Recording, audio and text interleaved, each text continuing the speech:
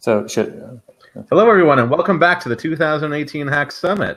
We're here with Kristoffer Josefsson, who's the co-founder and CTO of the Foam protocol.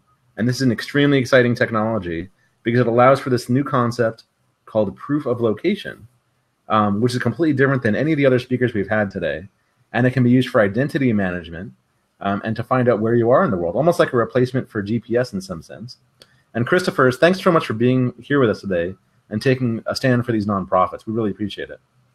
Oh, thanks for having me. Awesome. So Kristoffer has a presentation that he's going to deliver.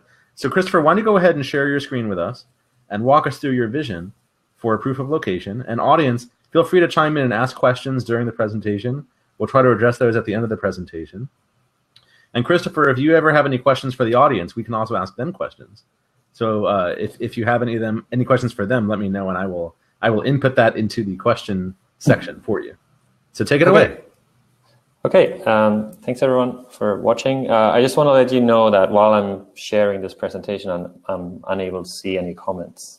So it's that, but I'll read them after the presentation. So as mentioned, I also should have a timer. I'm the CTO of Foam Space. And sorry, I'm putting this on. What we are building is a proof of location protocol for Ethereum that lets you create cryptographical proofs of presence, of proximity in space and time. First-class geographical primitive to be used in smart contracts for decisions around payouts or whatever you could imagine happening in a smart contract depending on location. I will talk maybe a little bit more about the project itself at the end in the Q&A, because what I was hoping to talk today about to this developer audience is the stack that we've built while we are building the Foam protocol. So it's a little bit of a peculiar angle to Ethereum development, as everyone on our team, and we're around 6 developers right now, have a background in functional programming languages. Our whole stack is basically based on Haskell and a language called PureScript that I will describe a little bit later. Me and my colleagues, we previously worked at a startup called Block Apps, where we built a Ethereum implementation in Haskell. So we went all the way down the rabbit hole, and now we're back up again, starting to write applications for Ethereum. What I am going to try to give is some examples of why functional programming matters in blockchain development. And maybe I can convince some of you to use some of the open source tools that we've built over the past year. I'm going to assume some basic understanding of Ethereum and the Solidity language in my examples, but nothing really more complicated than that. So what I'm going to talk about is basically 3 benefits that I've seen having a strongly typed functional programming stack. The first one is basically type safety, or compile time guarantees about your program. You don't have to run it to know whether it performs to some kind of specification you have. You get to know this before you run it, something that's particularly important when you're dealing with potentially big assets. Another benefit that we see is type level programming. So when you have a language such as Haskell, you are able to actually tell the compiler what to do at compile time with information coming from your types. So this resembles a little bit template meta programming in C++, but lets you do very interesting things at compile time with Haskell. And the third benefit that I'll talk about is composability. So when everything you're programming is really a function, it's quite easy to put two functions together to produce a new function. And this lets you kind of lowers radically the threshold to use libraries or applications that can take your function as if it was just performing anything without knowing what it's doing and integrate it into its own functionality. So I'll give an example of this at the end. At Foam, we've been actively building and developing two libraries. We are an active developer or a contributor to the Haskell Web3 client library. We also built from scratch the PureScript Web3 library, which is pretty much a sort of like a mirror of the Haskell library. We've also built a build tool. We call it a more functional truffle, and the tool is called Chantrell. It lets you basically write tests and, well, all the way to end-to-end tests effectively using PureScript as your main language. And in addition to that, we built a tool called Clickbait, which is a sort of like a one-click deployment of a blockchain. It has fast blocks. It lets you preload it with libraries, Genesis blocks, and Ether, etc. So we use this in our CI and CD pipeline. And if you're interested, you can find all of these repositories on our GitHub organization page. You may look at it during the presentation. Might be meaningful. Okay. So before I just give a dive into these 3 points, I want to just show you what kind of applications we're building right now. So currently we're building a sort of an application we call the Spatial Index, which you may think of as a cross between Google Maps and a Bloomberg terminal. So it lets you deploy points of interest on the map that are represented on the blockchain, currently through a token-curated registry that curates the presence of these points and the accuracy of the data. And moreover, you can associate with these points of interest other smart contracts so that you can effectively pin a smart contract onto the map that's discoverable on the blockchain and that other smart contracts can reason about its location.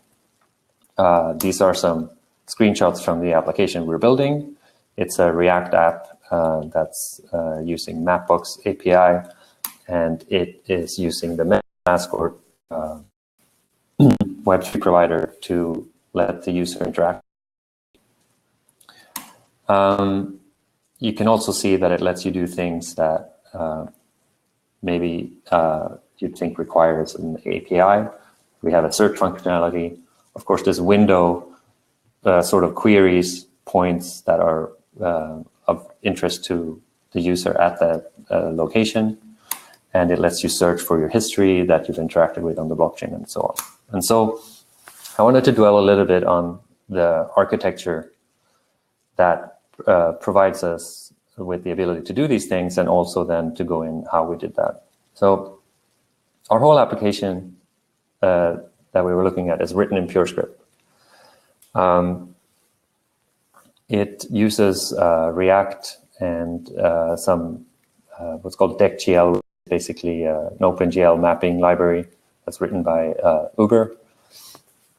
And that's all for drawing and information to the user.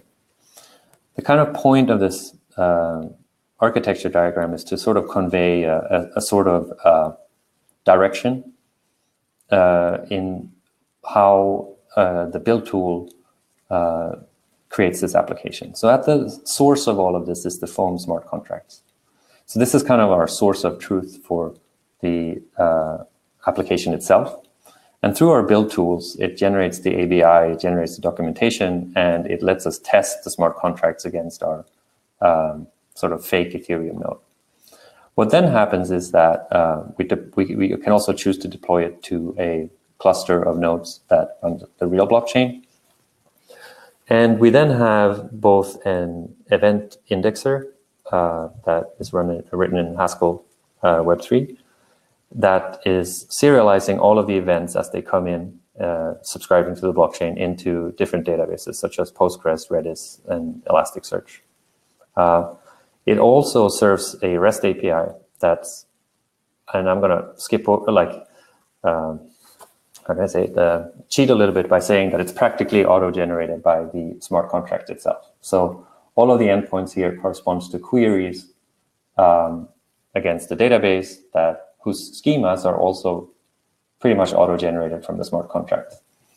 And the beauty of using a library called Servant here, which is a Haskell library, is that it also auto-generates the client for this API. And that means that our front-end code, which lives up here, which is written in PureScript, automatically gets all of its requests to the API for free. So we never actually hardcode them. That means that from the front-end point of view, all we need to care about is a WebSocket connection with incoming events. We can do REST queries for geospatial data, and all of that is backed by the blockchain without the front-end application even knowing that this is a blockchain application. Okay. I feel I'm going to just quickly see if I have any questions here. Okay, no.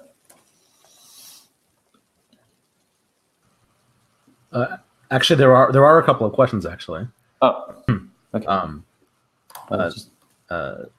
I can read them to you, if that helps. Oh, no, I see them. It just took a while to have them updated. Yes, please read them to me. So how does geotagged photos measure up in proof of location protocols? Sorry, say that again? The question is, how do geotagged photos, like a photo that you take with your phone that's geotagged, how does that measure up in proof of location protocols? I think, I'm not quite sure how to understand that, but I think you can interpret that however you will. I'm just going to say that I'm going to save questions for the foam protocol to the end of the talk, because it doesn't quite relate to the stuff that I'm talking about right now. Okay, so we'll just hold on that. Why don't you continue then, and we'll circle back at the end. So a lot of the questions we get is like, why do you use PureScript? Or maybe, what is PureScript? And so that's something that can be hard to explain if one doesn't have experience with Haskell. Haskell is a 25 or 30-year-old academic programming language that is arguably the most powerful programming language from a programming language point of view existing today. PureScript is sort of a very great developer named Phil Freeman answered to the question, why can't I have Haskell in the browser? So he created PureScript, sort of took all of the best features from Haskell, but had it may be a language that compiles to JavaScript that then can be run either using Node or in the browser. And so we like that a lot, because that lets us write applications as if they were in Haskell, but then we can interact with any of the libraries such as React or the advanced map and visualization libraries written by Uber.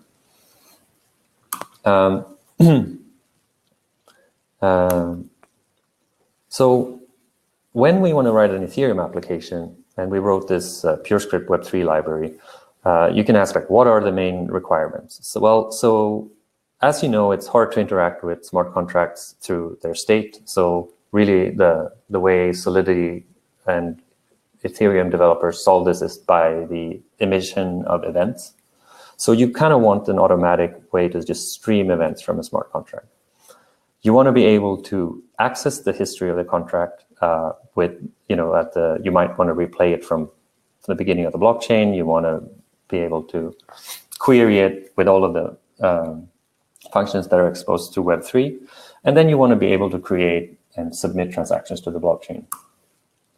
And here I'm going to make here's the first point of why it's beneficial to have a functional stack here. So type safety, although it's a hotly debated topic on how to improve type safety on chain, and that's not something I'm addressing now, because a lot of these are effectively unsolved problems in Ethereum. there are some other blockchains that aim to solve them, such as Cardano and Cadena and Rchain. But on Ethereum, we don't have a lot of type safety. Still, we can try to get as much type safety as we can off-chain, meaning that we want to prevent encoding errors, we want to prevent transferring values where there shouldn't be values transferred, and we want to prevent nulls or, arguments being converted to zeros if they're missing and so on.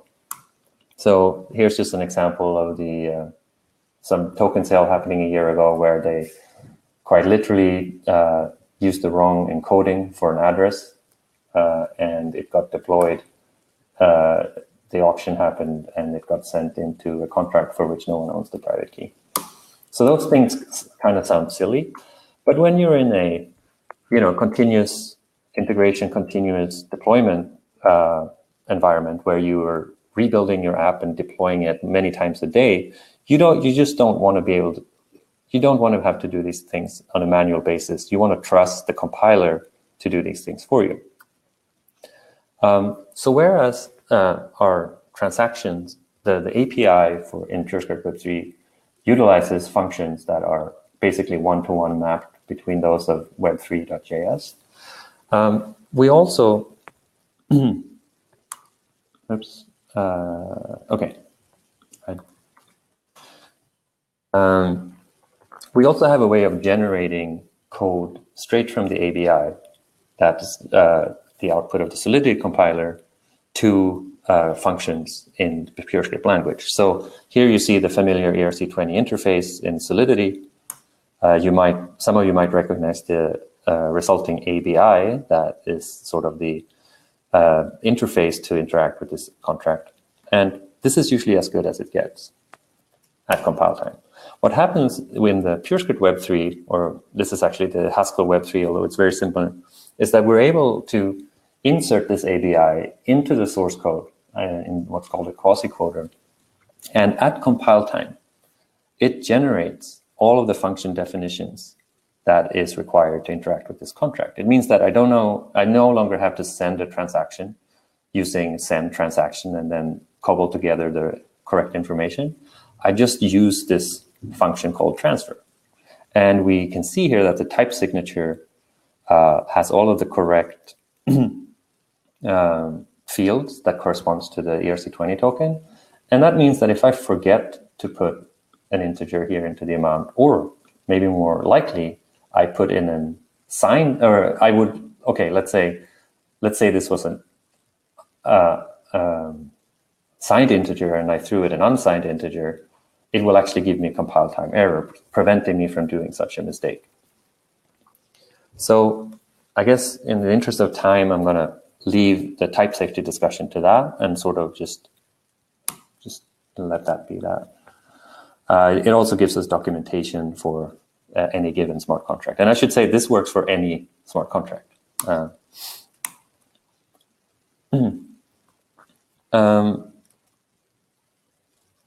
I'm going to skip this, or maybe not. So the way we are able to do this is through what's called generic programming, or type level programming. Generics is not what you're used to in Java. That's something we call polymorphic parametricism. But generics means that the compiler can sort of inspect the data type at compile time and iterate over it and operate on it as it pleases. So that means that we can write completely generic functions that works for any kind of data type. And as long as it has the structure of being generic, we can recurse over it and determine what to do at compile time. The benefit of this is that all of the encodings of Solidity data types, for example, a struct, or a struct is probably the best example, where you can have arbitrary recursion into the number of fields that is in the struct. We don't have to do anything of this manually. The compiler finds the way to access and to be able to create the relevant transactions to manipulate structs for us. And we don't have to ever inspect them. If they're correct for the base case, and if they're correct in the inductive case, we know we're fine.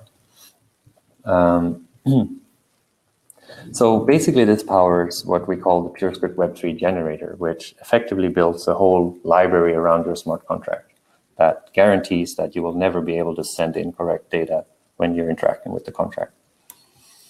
I'm rushing through here because I know I have 12 minutes left and I want to leave at least 5 minutes for questions.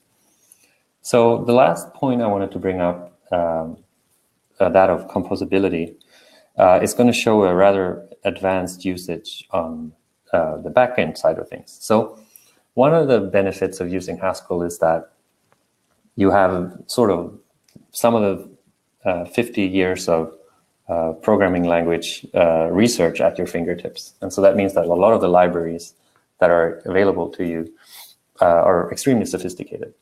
And once you write an application in Haskell, you don't have to sort of interact with them as if they're a different library or a different framework. They just are able to operate on you.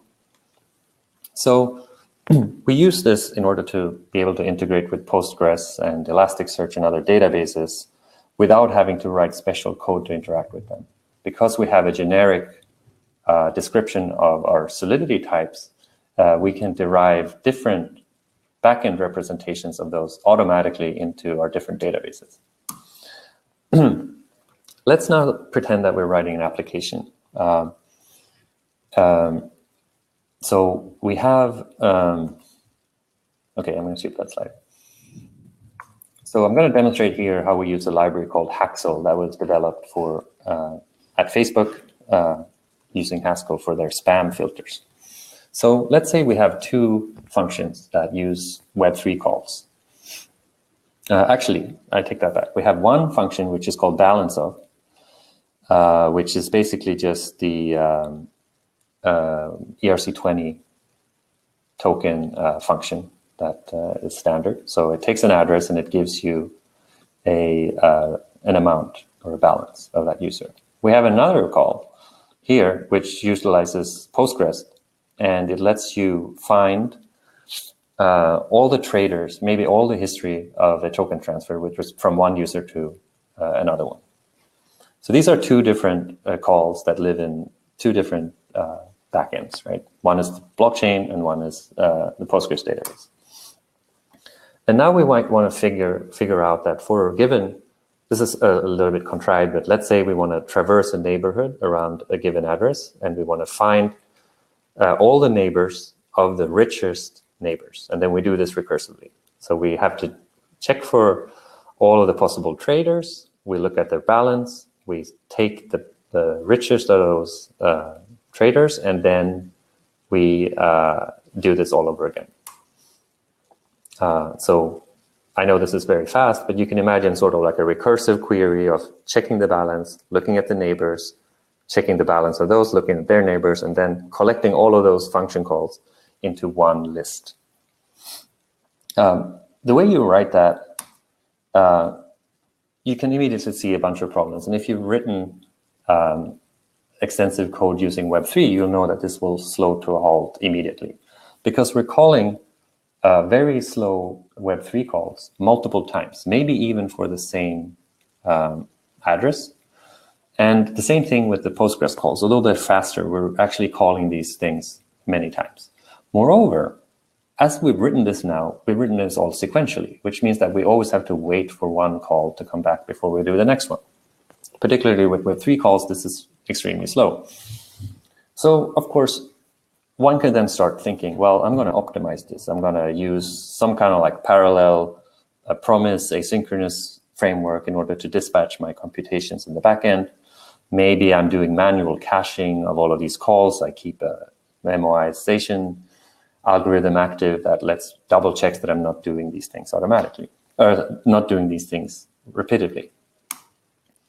Here's where the composability, quote unquote, of Haskell comes in.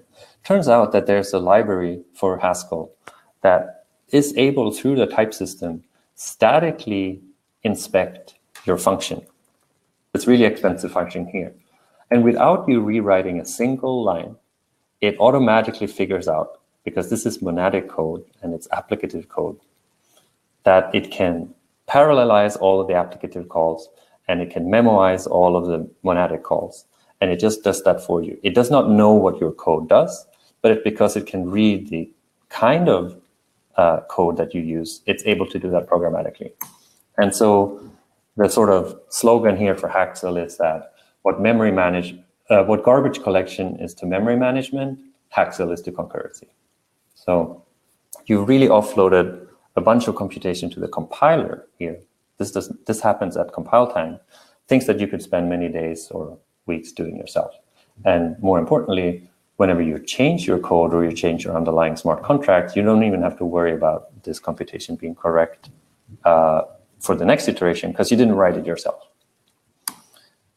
Okay, I'm going to end here. I know this was a lot. We have a developer portal called developer.foamspace where you can see some of these tools and some tutorials. If you want to get started with PureScript Web 3, we wrote a very simple app called the Kitty Monitor, which is automatically, with its single input being the CryptoKitty contract, it generates an application that monitors their smart contract and displays all of the new kitties coming in.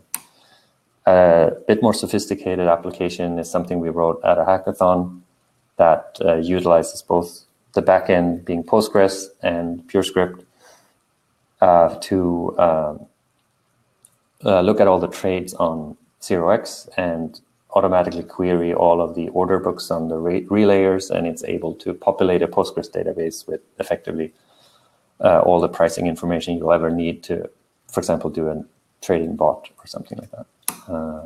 That's it. I'm going to end there, and I have 5 minutes for questions. Great. Thank you so much, Kristoffer. It's very enlightening. So we have one question from Mies and Place, which is, do you see a further evolution or transition later down the road from Haskell into PureScript to a future with Haskell into WebAssembly or Haskell into PureScript into WebAssembly? Do you see any benefit to this potential future for Haskell in system implementations like yours? Yeah, short answer, yes. I'm really keen on, I'm following closely the WebAssembly development. I can say that the way Haskell, the problem for Haskell to be compiled to WebAssembly is that Haskell actually requires a runtime. You can think of it as the JVM or something like that, except that it's in the binary.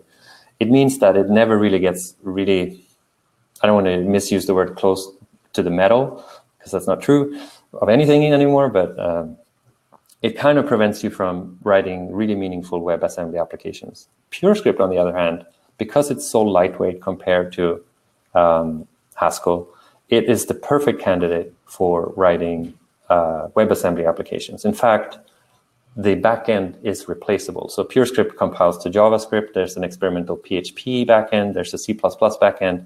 None of these are as mature as the JavaScript backend, but I basically foresee soon that there will be a good WebAssembly backend. And at that point, because of the powerful type system, I think you have the ability to write a smart contract library in PureScript targeting WebAssembly. You can get a lot of type safety onto the EVM or EVM WASM, or whatever it's called. That's great. Thank you for that. So most of these remaining questions are concerning Foam.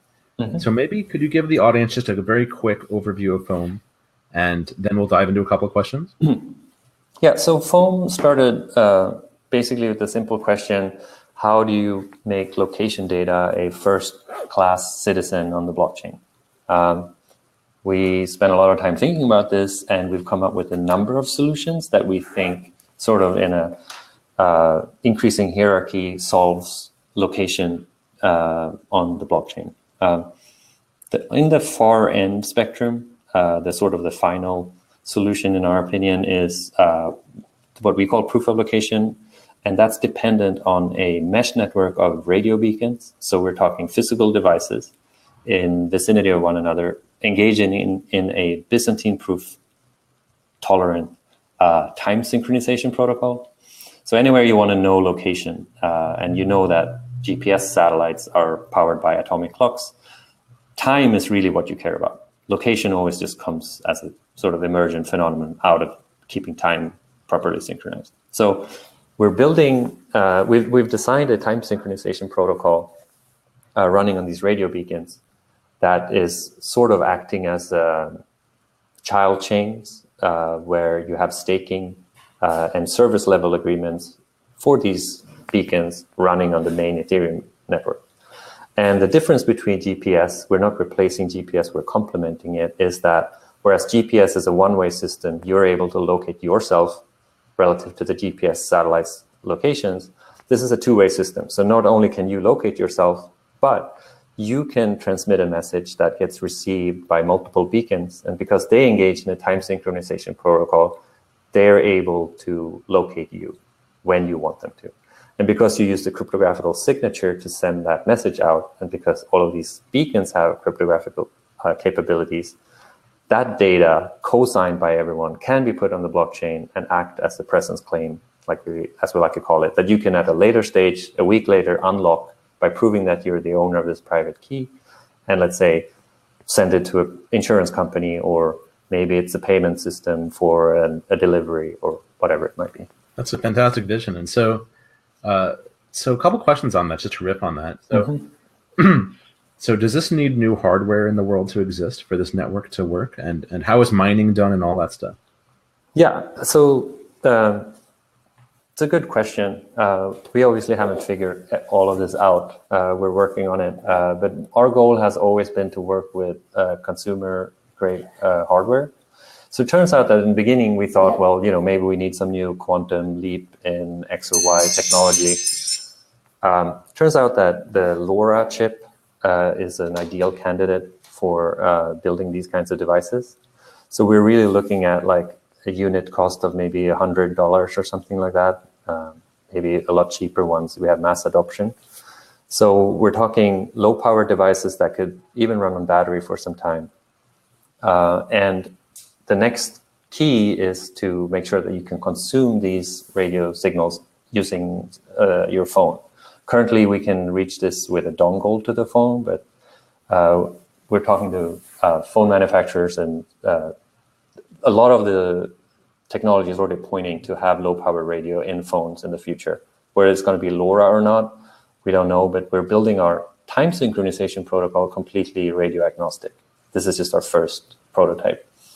That's fantastic. And how can our audience get involved, and how can they contribute and be a part of this?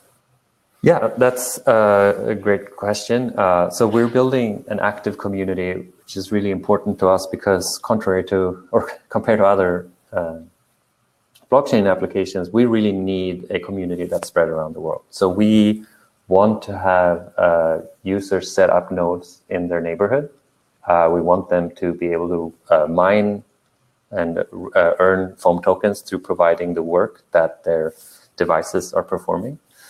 And you can check out foam.space to learn more about our community. That's fantastic. Very, very inspiring. And so in the future, what the world could really look like is that these devices could be in a low power way, distributed throughout the world, locate us, help us with identity management. And basically, this could be like a new infrastructure layer that's fundamental to the blockchain. Absolutely. That's what we're trying to do. I really believe that until smart contract applications move into the real world, they're going to remain niche, and they're going to remain mostly focused on financial assets. And it's when you can bridge smart contracts with the real world that things that we can't even imagine today are really going to start taking off. That's awesome. Well, thank you, Kristoffer, for being here today. It was a pleasure learning from you. Thank you for the tutorial. The audience learned a lot. I learned a lot. And please check out foam.space, get involved in their community. It's a great vision for where we can go in the future. So thanks again, Kristoffer. Take care. Thanks all. And guys, we'll be right back with Mark Lurie and his co-founder, the founders of the Codex protocol. We'll be right back.